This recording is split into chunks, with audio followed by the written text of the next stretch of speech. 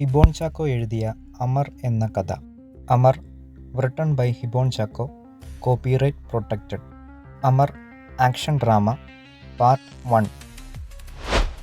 മുറിയിലെ അരണ്ട വെളിച്ചത്തിൽ ആകെ അവിടെ ഉണ്ടായിരുന്നൊരു ചെയറിൽ കയറി നിന്ന് ഭിത്തിയിൽ ചുറ്റിക കൊണ്ട് ആണി ഒരെണ്ണം തറയ്ക്കുകയാണ് അമർ. സാറിൻ്റെ നിർബന്ധം കൊണ്ടാ.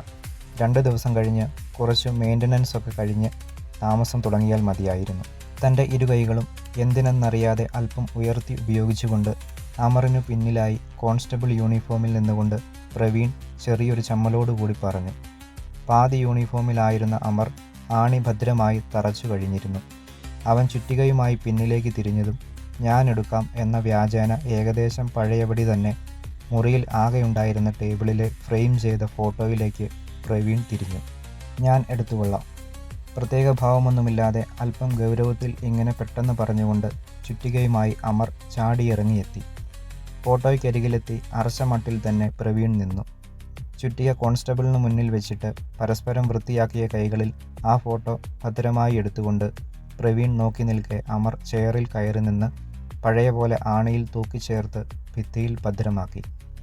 ശേഷം ഒരു നിമിഷം അങ്ങനെ തന്നെ നിന്ന് ആ ഫ്രെയിം ചെയ്ത ഫോട്ടോയിലേക്ക് അവൻ നോക്കി. അമ്മ കൊഴിഞ്ഞുപോയ എന്തിനെയോ അടയാളപ്പെടുത്തും വിധം സ്നേഹം കലർന്ന ഒരു മന്ദഹാസം പൊഴിച്ച് നിലകൊള്ളുകയാണ്. സാഹചര്യം ഉൾക്കൊണ്ടെന്ന വിധം നിന്നിരുന്ന പ്രവീണിന് മുന്നിലേക്ക് അമർ തിരിഞ്ഞൊന്ന് നിശ്വസിച്ച ശേഷം എടുത്തു ചാടി നിന്നു. ശേഷം ഫോട്ടോയ്ക്ക് ആനുപാതികമായി ടേബിളും ചെയറും ഏതാണ്ടൊരു വിധം വേഗത്തിൽ വലിച്ചിട്ടു. പാതി അലസമായ വിധം മുറിക്കരികിലായി കിടക്കുന്ന കട്ടിലിലേക്ക് നോക്കി ഇരു കൈകളും അരക്കി കൊടുത്ത് അവനങ്ങനെ അടുത്ത നിമിഷം നിന്നു. എന്നാൽ ലഗേജുകൾ അവനെ നോക്കി കട്ടിലിലും അതിന് താഴെയുമായിട്ടൊക്കെ നിലകൊള്ളുകയായിരുന്നു. സാറിന് അധികം ലഗേജൊന്നുമില്ലല്ലോ. ഈ ബൾബ് ഉൾപ്പെടെ ഇന്നു തന്നെ മാറാം സാർ. ഉടനടി ഇങ്ങനെ പറഞ്ഞ കോൺസ്റ്റബിൾ പ്രവീണിനോട് അവനത് മുഴുമിപ്പിക്കും മുൻപേ പഴയപടി നിൽക്കെ തന്നെ അമർ പറഞ്ഞു തലതിരിച്ച്. എനിക്ക് ഒരു പൊതിച്ചോറ് വേണം. 1-2 നിമിഷം ധൃതിയിൽ നിശബ്ദനായി പോയ പ്രവീൺ പറഞ്ഞു മെല്ലെ. സാർ, നമ്മൾ ടൗൺസിന് പോകുവാണേൽ അതുവഴി വാങ്ങിക്കാം. ഉടനടി തന്നെ ഒരു കൈയാൽ അവനെ തട്ടിക്കൊണ്ട് അമർ പറഞ്ഞു. പോയേക്കാം. ഒരു നിമിഷത്തേക്ക് ശങ്കിച്ചു നിന്നുപോയ പ്രവീണിനെ മറികടന്ന് മുറിക്ക് പുറത്തേക്ക് അമർ കടന്നു. ധൃതിയിൽ തൻ്റെ പോക്കറ്റിൽ നിന്നും താഴും താക്കോലും എടുത്ത് പിറകെ പ്രവീണും. അവൻ ധൃതിയിൽ തന്നെ ആ ഒരു നില പഴകിയ വീട് സമുച്ചയത്തിൻ്റെ മുറി പൂട്ടിയപ്പോഴേക്കും മുന്നിലെ പോലീസ് ബൊലേറോയിൽ അമർ കയറിയിരുന്നിരുന്നു. അവൻ ഓടിയെത്തി വാഹനത്തിന് ഡ്രൈവിംഗ് സീറ്റിൽ കയറിയിരുന്ന് അമറിനെ ഒന്ന് നോക്കിയ ശേഷം സ്റ്റാർട്ട് ചെയ്ത് ഒഴിഞ്ഞ നഗരം പോലെ തോന്നിക്കുന്നതും രാത്രി കൊണ്ടും തന്നെ വിജനമായതുമായ ആ പ്രദേശത്തു നിന്നും വാഹനം മെല്ലെ മുന്നോട്ട് നീക്കി തുടങ്ങി. സാമാന്യം വെളിച്ചമുള്ളൊരു സ്ട്രീറ്റ് ലൈറ്റിനെ സാക്ഷിയാക്കിയെന്ന വിധം അവർ സഞ്ചരിക്കുന്ന ബൊലേറോ സാമാന്യം മെല്ലെ മുന്നോട്ട് നീങ്ങിക്കൊണ്ടിരിക്കുകയാണ്. സാർ, ഈ ഭാഗമൊരു നാട്ടിൻപുറമാണെന്ന് പറയാം. സ്റ്റേഷൻ ഇരിക്കുന്നതിൻ്റെ അപ്പുറത്തേക്കാണ് കുറച്ചുകൂടി സിറ്റി. ഡ്രൈവ് ചെയ്യവേ തലയുടെ കൂടി സഹായത്തോടെ പ്രവീൺ തുടങ്ങി. ശരിവെച്ചതുപോലെ അമർ മൗനിയായി നിലകൊണ്ടു. ട്രാൻസ്ഫറായ CI കുറച്ചുകൂടി സൗകര്യത്തിലാണ് താമസിച്ചുകൊണ്ടിരുന്നത്. അവിടെ ക്വാർട്ടേഴ്സ് പുതുക്കുവാനുള്ള പ്ലാനില്ല. അതാ സാമാന്യം വിജനമായ ഇരുവശങ്ങളിലും കടകളും മറ്റുമുള്ള വഴിയിലൂടെ ഒരു ഷോർട്ട് കട്ടിലേക്കെന്ന പോലെ വാഹനം തിരിച്ച ശേഷം അവസാന വാചകം കഴിഞ്ഞ് കോൺസ്റ്റബിൾ പ്രവീൺ 2 നിമിഷം അമറിനെ നോക്കി. ഫോർമാലിറ്റി ഒന്നും വേണ്ട. ഞാൻ തനിച്ച എൻ്റെ കാര്യങ്ങളെല്ലാം നോക്കുന്നത്. അതിനുള്ളതൊക്കെ ഉള്ളൂ. മുന്നോട്ട് നോക്കിയിരിക്കെ തന്നെ അല്പം ഒന്ന് നെറ്റി ചുളിച്ച് അമർ പറഞ്ഞു. മറുപടി എന്ന വിധം ഡ്രൈവ് തുടരവേ തന്നെ പ്രവീൺ അർത്ഥമില്ലാതെയൊന്ന് മന്ദഹസിച്ചു. വാഹനം കുറച്ചുകൂടി വിജനമായൊരു പ്രദേശത്തേക്കെന്ന് തോന്നിക്കും വിധം എത്തിത്തുടങ്ങി. സാറിനോടൊരു അടുപ്പം തോന്നുന്നത് കൊണ്ട് പറയുക കേട്ടോ. ഇവിടെ ശരിക്കും പറഞ്ഞാൽ വലിയ പ്രശ്നമാ സാറേ.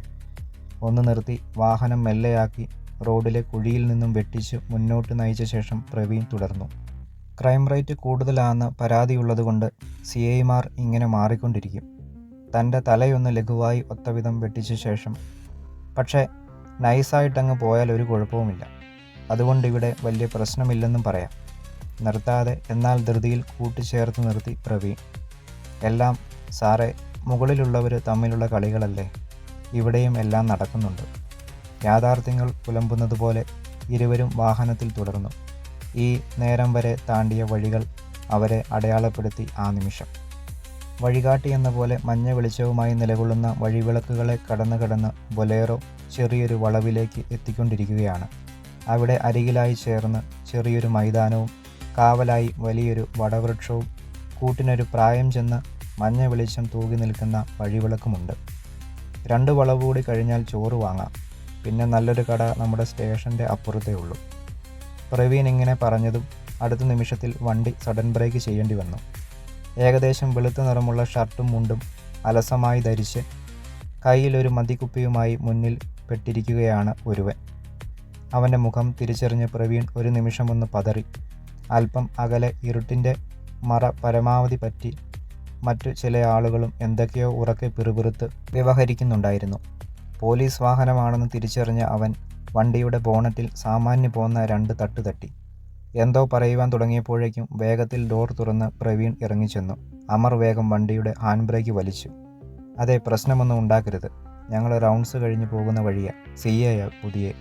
അല്പമൊന്ന് ആടി ദൃഢത ഭാവിച്ചു നിൽക്കുന്ന അവനോട് ധൃതിയിൽ എന്നാൽ വീര്യം കുറച്ച് പ്രവീൺ പറഞ്ഞു. ഇരുവരും അകത്തിരിക്കുന്ന അമറിനെ നോക്കിയത് ഒരേ നിമിഷമായിരുന്നു. Amar, written by Hibon Chacko, copyright protected.